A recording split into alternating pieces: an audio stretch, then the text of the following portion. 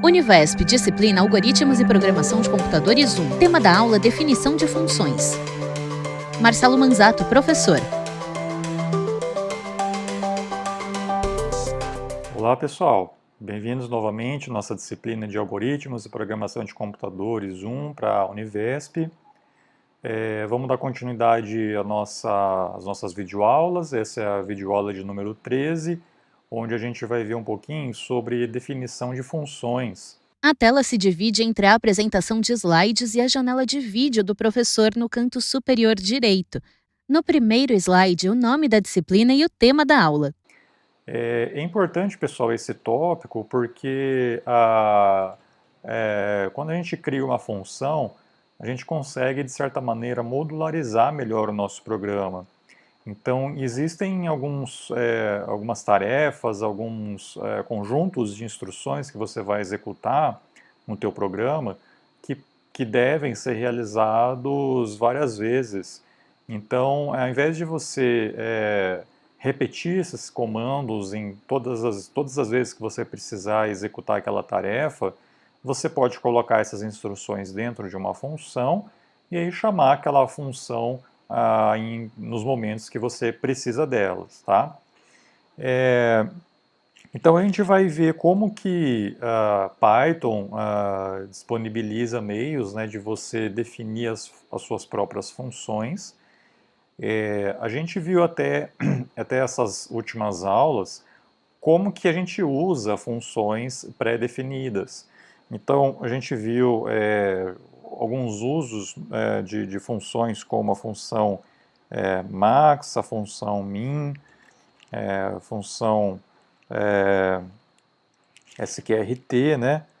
Então, são funções que são já definidas. Algumas delas você precisa importar bibliotecas diferentes da biblioteca padrão do Python, como a sqrt, mas outras você não precisa importar porque elas já estão disponíveis para o uso. No slide com o título Definição de funções, o professor escreve as funções max, min e sqrt, seguidas de parênteses vazios. E aí a gente vai ver então nessa aula de hoje como que o programador pode criar as suas próprias funções, de modo que quando não existe uma função já definida na biblioteca padrão, o programador cria a sua própria biblioteca com suas próprias funções e aí ele pode utilizar essas funções tanto no teu programa atual como em outros programas também que ele no futuro pode vir a desenvolver. Então, as funções são úteis quando a gente precisa executar uma sequência de instruções várias vezes, em diferentes partes do programa, né? E as funções permitem também modularizar aquele programa, tá? Porque vai facilitar com que a gente consiga reutilizar certas implementações e também favorecer a manutenção, né, do código, uma vez que o programa está mais modularizado. Bom, então a gente vai ver um primeiro exemplo que suponha que a gente tenha uma função matemática f de x que é definida como x² mais 1. Então, essa seria o equivalente, seria uma função matemática, tá? Eu até coloquei de propósito, né, uma função matemática para poder fazer essa analogia, então, com as funções definidas na programação, que, na verdade, é mais ou menos a mesma coisa, tá? Porque você passa como parâmetro aqui da tua função matemática uma variável que no nosso caso das funções de programação, a gente vai chamar essa variável de parâmetro, tá? Então, olha só aqui a definição dessa função f de x. No slide com o título Primeira função, a definição que calcula f de x. Linha 1, def f de x. Linha 2, res igual a x elevado ao quadrado mais 1. Linha 3, return, res. No interpretador, f de 4, Resposta 17x. Então, existe uma certa sintaxe que a gente tem que seguir, né? No caso da linguagem Python. A gente começa a definição de uma função com a palavra reservada def, depois o nome da função e aí entre parênteses o parâmetro que a gente vai passar para essa função. Reparem que a implementação aqui embaixo da função, ela basicamente aquilo que a gente já viu nas últimas aulas. Então, na primeira linha, eu tenho uma expressão aritmética, que é uma potência, né, x elevado ao quadrado, que é isso daqui, mais 1, que é o que está aqui em seguida. E esse resultado eu atribuo numa variável res, tá? E depois, aqui embaixo, tenho o retorno deste valor que foi calculado, tá? Esse retorno, que é o return, né, a palavra-chave return, serve para a função retornar para fora, né, para quem está chamando aquela função, o resultado da execução daquela função, tá? Então, na verdade, quando a gente chama aquela função, então lá no nosso interpretador, a gente usa o nome da função que a gente escolheu, né, que é o f, passa entre parênteses o valor do parâmetro, que aqui a gente chama de argumento, tá? A função vai ser executada aqui com esse valor dx, recebendo o valor que a gente passou lá na chamada, tá? Então aqui dentro o x vai receber 4, né? E aí vai ser executado 4 ao quadrado mais 1, que vai dar 17, que é o que vai ser retornado lá para fora. Lá fora, pessoal, o interpretador, como o interpretador chamou a função f sem nada antes, sem fazer nenhuma atribuição e sem usar essa função f numa expressão nem nada, o interpretador ele imprime, né, ele mostra o resultado da execução da função lá na tela para o usuário. Em aqui dentro, o professor se refere a 4 de f no interpretador. Ele circula a expressão res na linha 3 e desenha uma seta que parte dela em direção a f de 4. A seguir, o professor compartilha a interface do computador com o programa PyCharm aberto. Tá bom? Vamos ver um exemplo, né? Vamos ver esse exemplo, na verdade, sendo executado na prática. Então aqui eu tenho já o meu programa, meu arquivo, eu estou chamando de exemplo01.py. Eu vou definir então a minha função aqui em cima, então a gente usa a palavra reservada def para falar para a linguagem que a gente está definindo uma função, o nome da função f e entre parênteses o parâmetro que vai ser, vai receber, né, o valor, né, o argumento lá na chamada, tá? 2 pontos, quer dizer, vou começar a minha função, dou Enter, então aqui, pessoal, tem que ter uma indentação, né, aqui, né, dentro, para falar, né, que eu estou implementando coisas dentro da função f. Lá eu vou definir uma variável que vai receber o x ao quadrado mais 1. E aí depois eu vou dar um return em res. Quer dizer, o resultado, né, dessa expressão aritmética aqui de cima está sendo retornado para fora da função. Quer dizer, esse valor vai ser repassado para aquela entidade, né, que chamou a função, tá? Então, o que eu vou fazer aqui, ó? Eu vou chamar essa função aqui embaixo, ó. Lá no meu interpretador, eu vou chamar o f de 4, tá? Então, aqui em cima eu já estou definindo, né, a minha função aqui no interpretador. E aí aqui eu executo a minha função, passando como argumento dessa função o valor 4. Esse 4, pessoal, vai ser recebido aqui por essa variável x que a gente especificou aqui entre parênteses, tá? Então o que a gente coloca entre parênteses aqui, a gente chama de parâmetro, tá? E aqui o que a gente coloca entre parênteses aqui na chamada, a gente chama de argumento. Eu posso chamar essa função f com diferentes valores. Então, para 5, por exemplo, o valor vai ser 26. Para 10, o valor vai ser 101. E assim por diante.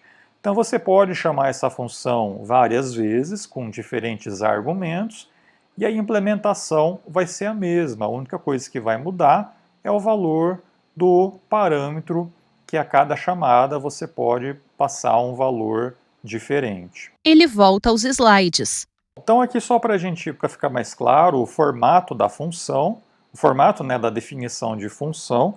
Então a gente tem a palavra reservada def, aqui a gente passa o nome da função.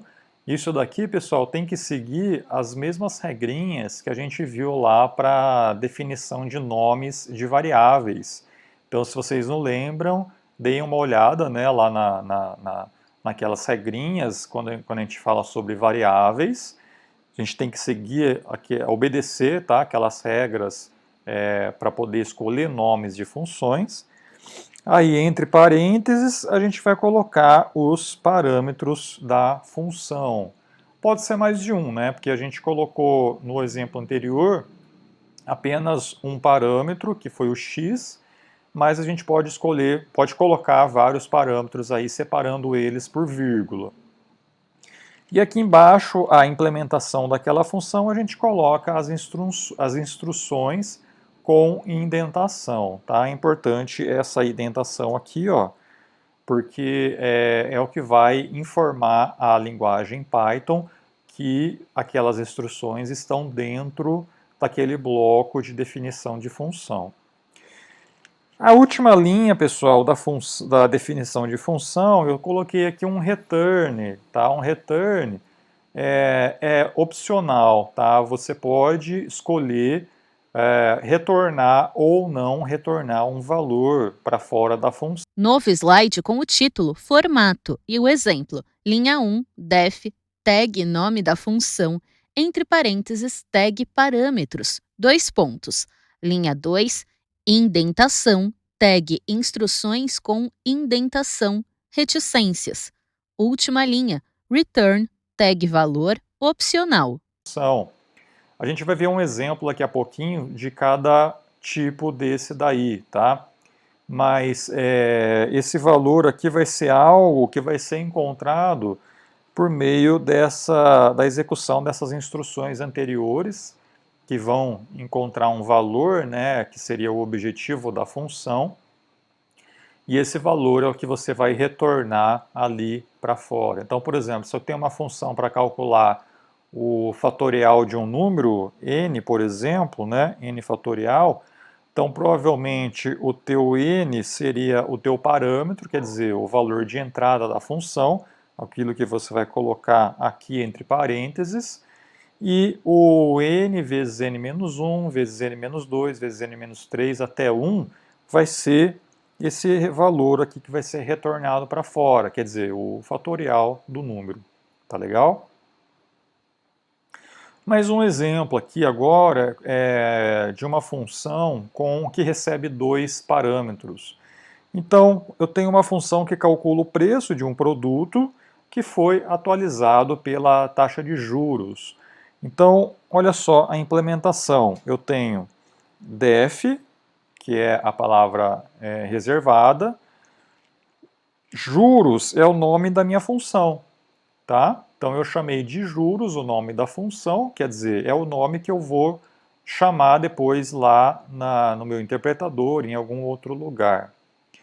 E entre parênteses eu estou passando aqui 2 parâmetros, que é o preço e a taxa de juros, tá?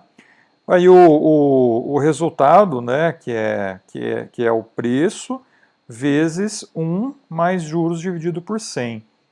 Tá? Quer dizer, eu estou atualizando, atualizando não, né? Eu estou calculando um novo valor para o preço, que é o valor do preço vezes a taxa de juros aplicada a esse preço.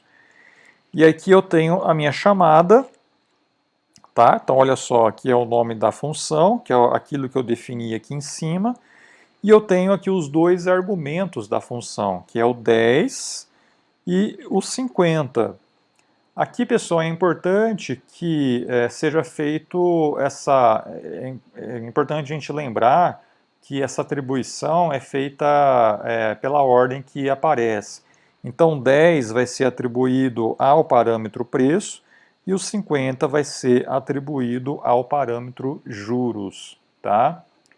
E a execução, né, retorna aí o R$ 10, por exemplo, aplicado uma taxa de 50% de juros, tá? Que vai me dar 15. Slide com título: Função com vários parâmetros e um exemplo. Função que calcula o preço de um produto atualizado pela taxa de juros. Linha 1, def juros, entre parênteses, preço, vírgula, juros, 2 pontos. Linha 2, res igual a preço, vezes, abre parênteses, 1 mais, abre parênteses, juros dividido por 100, fecha parênteses, 2 vezes. Linha 3, return, has. No interpretador, juros, entre parênteses, 10,50. Resposta 15.0. Tudo bem? Bom, aqui é um exemplo, pessoal, onde eu mostro para vocês a diferença entre duas funções que, a princípio, elas realizam a mesma tarefa, quer dizer, que calcula x² mais 1, só que na função f eu estou retornando esse resultado para fora. E na função g eu estou imprimindo esse resultado na tela. Novo slide com o título Print e Return e 2 exemplos. Primeiro, linha 1, def f de x, 2 pontos. Linha 2, res igual a x elevado ao quadrado mais 1. Linha 3, return, res. No interpretador, f de 2. Resposta 5. Segundo, linha 1, def g de x, 2 pontos. Linha 2, res igual a x elevado ao quadrado mais 1. Linha 3, print de res. No interpretador, g de 2. Resposta 5. Qual que é a diferença entre as duas? O que vai mudar? Por quê? Porque no interpretador, se eu chamo f de 2, o resultado vai dar 5. Mas, se eu chamo g de 2, isso aqui também vai me dar 5. Então, qual que é a diferença, né? O que muda entre uma função e outra? O que muda, pessoal, é que nesse primeiro caso, a gente consegue usar essa função f dentro de uma expressão aritmética, por exemplo. Enquanto que aqui, essa função ela acaba ficando limitada apenas a imprimir aquele resultado na tela. Então, se você quisesse pegar essa função f e ainda multiplicar ela por algum outro número, por exemplo, você teria que usar a função f. Se você usar a função g, você não vai conseguir multiplicar, porque a função g ela simplesmente imprime na tela o resultado. E você não consegue multiplicar uma impressão, né, de um valor por um número, né? Então você tem que multiplicar um número por outro número. Então, uma vez que você imprime aqui, você não consegue depois usar esse valor numa expressão. Aqui você consegue, porque isso daqui vai ser retornado para fora da função. Então é como se esse f de 2 fosse substituído pelo número 5, e aí aqui você poderia, por exemplo, ter mais uma continuação dessa expressão, por exemplo, mais 2, tá? E aí o resultado ficaria 5 mais 2, 7. Então o resultado ficaria 7 aqui embaixo. O professor circula a expressão f de 2 e escreve 5 mais 2. Aqui não, aqui você não consegue fazer nada com relação a essa chamada g de 2, porque a função g simplesmente vai imprimir na tela. Tá legal? Bom, a gente tem também que tomar cuidado com a ordem de definição das funções, tá? Então, quando a gente define uma função, é importante sempre definir elas antes de executar na ordem sequencial de cima para baixo do teu arquivo .py. Então, por exemplo, se eu tenho esse código aqui no meu arquivo, Novos slides com título Ordem de definição.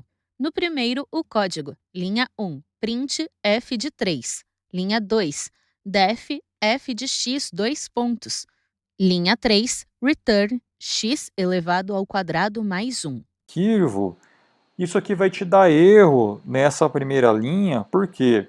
Porque a função f de x está sendo definida na linha de baixo. E aí, nessa linha de cima, o interpretador ainda não sabe que essa função foi definida. Tá? Então, você primeiro precisa definir a função e depois você usa ela. Então, é só trocar aí, colocar a definição antes do print da função f. Já nesse código aqui, pessoal, isso aqui já não vai acontecer. Por quê? Porque apesar da função f estar sendo definida aqui embaixo e eu estou usando o f aqui em cima, esse código aqui de cima não está executando nada ainda. Ele está simplesmente definindo a função g. Então, como não está executando, só está definindo a função. No segundo slide, 2 códigos. Linha 1, def g de x 2 pontos. Linha 2, return f de x. E linha 1, def f de x 2 pontos. Linha 2, return x elevado ao quadrado mais 1. Função g, então a linguagem permite que você deixe para implementar a função f depois. Só que a única regra é que a execução de g precisa ser feita após a definição de f. Tá legal? Muito bem, pessoal. Essa foi a nossa aula sobre definição de funções. Docente em tela cheia. Foi uma aula bem introdutória a como que a gente define funções. Ainda a gente vai voltar a esse assunto, né, de funções nas próximas videoaulas. Essa videoaula foi simplesmente para a gente entender que é possível a gente definir as nossas próprias funções e como que funciona, né, o que são argumentos, o que são parâmetros, mas a gente vai retomar esse assunto aí mais para frente no nosso curso. Então, a gente se vê numa próxima oportunidade e obrigado e até mais. univesptv.com.br